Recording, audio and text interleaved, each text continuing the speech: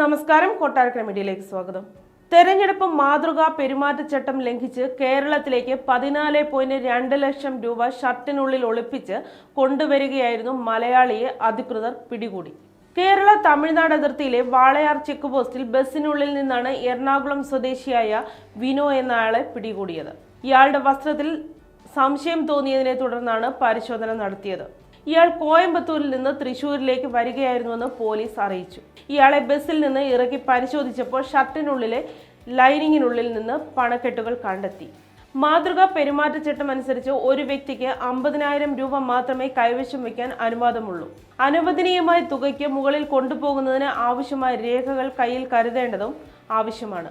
ഉദ്യോഗസ്ഥർ തുക പിടിച്ചെടുത്ത് ആദായനികുതി വകുപ്പിനെ വിവരം അറിയിച്ചു. കൂടുതൽ അന്വേഷണം നടന്നുവരികയാണെന്ന് പോലീസ് അറിയിച്ചു. കേരളത്തിൽ ഏപ്രിൽ 26-നാണ് വോട്ടെടുപ്പ്. തെരഞ്ഞെടുപ്പ് മുന്നോടിയായി കേരള തമിഴ്നാട് അതിർത്തിയിൽ ഉദ്യോഗസ്ഥർ പരിശോധന ശക്തമാക്കിയിരിക്കുകയാണ്. തമിഴ്നാട്ടിൽ വോട്ടെടുപ്പ് 19-ന് അവസാനിച്ചിരുന്നു. ഒന്നാം ഘട്ട തെരഞ്ഞെടുപ്പിന് മുന്നോടിയായി രാജ്യത്താകെ 4,000 കോടി രൂപയുടെ കണക്കിൽപ്പെടാത്ത പണം പിടിച്ചെടുത്തതായി തെരഞ്ഞെടുപ്പ് കമ്മീഷൻ അറിയിച്ചു.